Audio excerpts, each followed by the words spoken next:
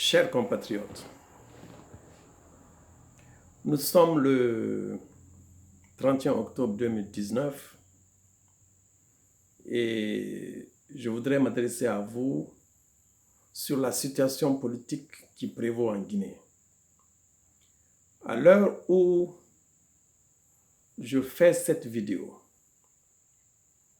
le président Alpha Condé est en train d'être accueilli par ses partisans à l'aéroport international Bessia, de retour d'un voyage en Russie où il a assisté en compagnie de nombreux chefs d'État du continent au sommet Russie-Afrique.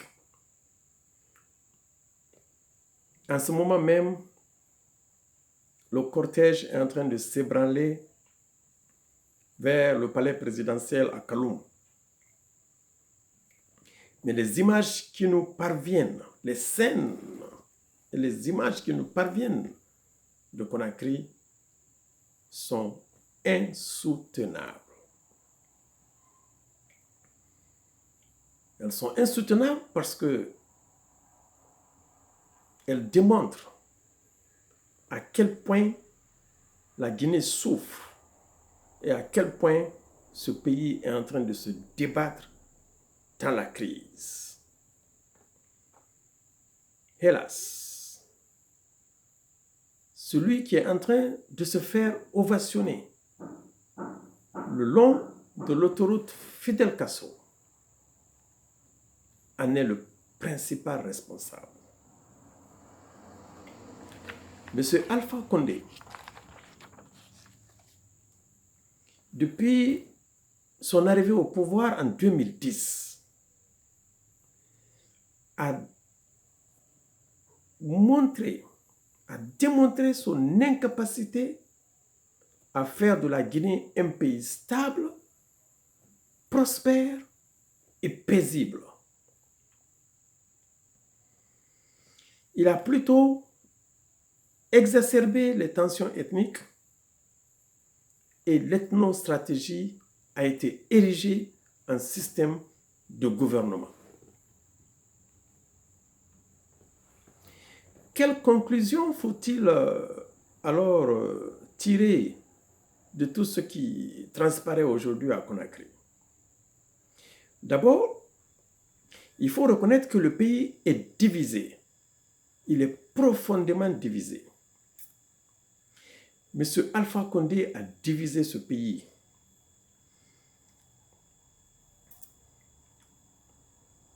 L'accueil qui lui a été réservé aujourd'hui en est une preuve palpante. Surtout après les grandioses manifestations du FNDC le 14, le 23 et le 24 octobre 2019.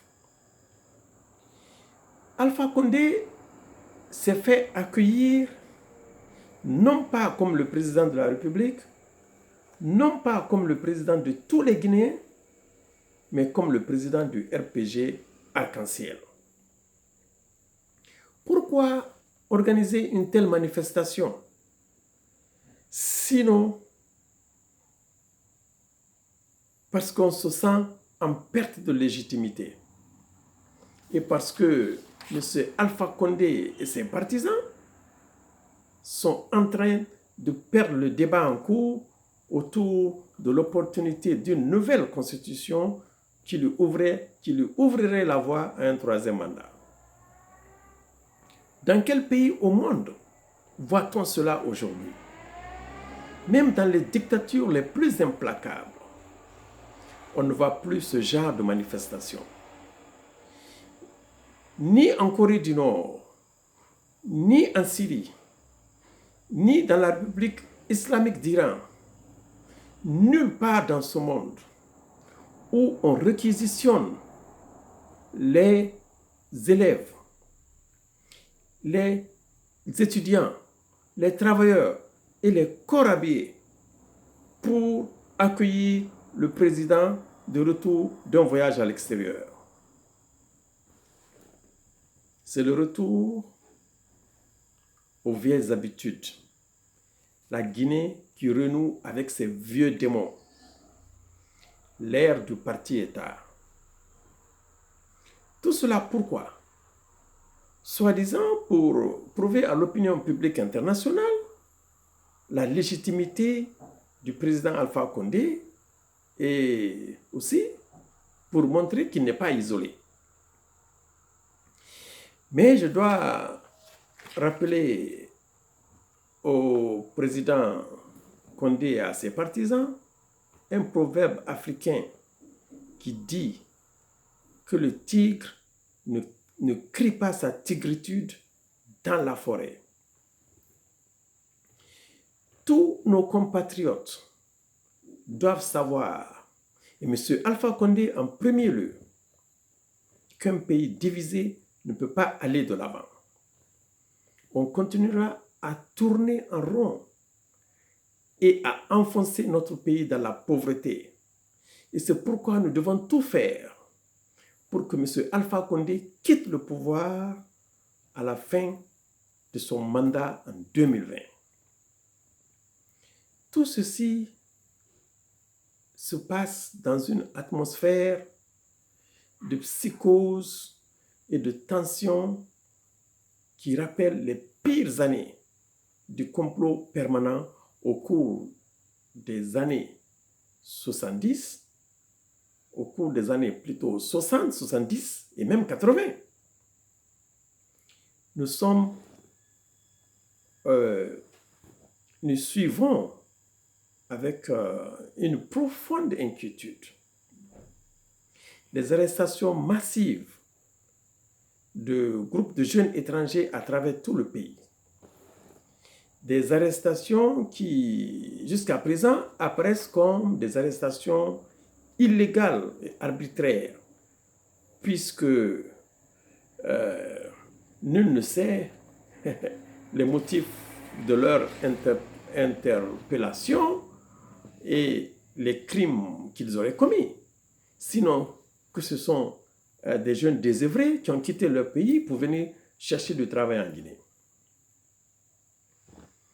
Ils auraient été attirés et invités en Guinée par des personnes anonymes dont personne ne connaît l'identité, avec tout ce que cela comporte comme mystère. Mais les autorités sont déjà arrivées à la conclusion que ces jeunes seraient venus dans notre pays pour déstabiliser la Guinée. Et certains hauts responsables du régime n'hésitent même pas à pointer un doigt accusateur sur l'opposition, sans aucun élément de preuve. C'est grave, très grave. Donc je vous appelle, et c'est pourquoi je vous appelle à la vigilance. Et c'est le lieu pour moi aussi de dire que ceci est la preuve que le système qui a été mis en place depuis les années 60 est toujours en vigueur. Ce système-là perdure toujours. Voilà pourquoi nous sommes en train de revivre les mêmes scénarios, les mêmes faits. Nous sommes en train de revivre le passé. Le système est là. Les hommes passent, mais le système est là. Et c'est pourquoi nous avons dit que la Guinée est à la croisée des chemins. La crise que nous traversons en ce moment dépasse même la personne du président Alpha Condé et même cette histoire de troisième mandat. Si nous voulons nous en sortir, si nous voulons que la Guinée connaisse des lendemains meilleurs, si nous voulons mettre fin à toute cette gabegie, à toute cette psychose, nous devons démanteler ce système. Nous devons démanteler ce système qui est en train de dévorer les meilleurs fils du pays. Vous l'avez vu, vous venez de le voir. Nous avons des patriotes qui sont aujourd'hui en prison parce qu'ils ont appelé à une manifestation pour défendre la Constitution. M. Abdrahmane Sano, le coordinateur du FNDC, et ses amis sont en prison parce qu'ils ont appelé à une manifestation pacifique.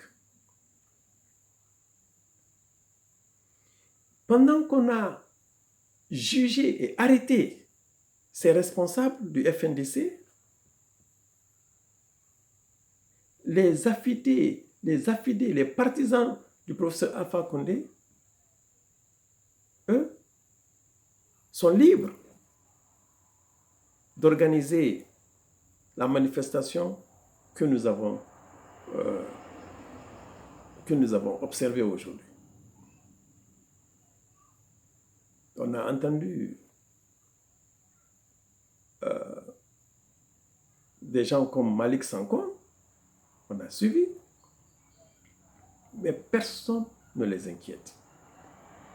Personne ne les inquiète. Alors, je lance encore un appel à la vigilance, à redoubler d'efforts. Nous devons nous mobiliser, nous devons continuer les manifestations, nous devons continuer à mettre la pression sur le régime et nous devons exiger la libération de M. Abdrahmane Sano et de ses collègues, de tous les prisonniers politiques. Nous devons exiger la libération de tous les prisonniers politiques. Nous devons donc maintenir la pression. Ne reculons pas. Il s'agit de notre avenir. Cette fois-ci, nous devons maintenir la pression. Ne reculons pas. Donc, c'est ce que je voulais vous dire ce soir. Je vous remercie de votre attention. Disons encore à Alpha Condé que nous avons dit 2 mandats. Alpha, c'est 2 mandats. Tu veux pas, c'est 2. 2 mandats. Amoulan fait. Amoulamma. Amoulan fait.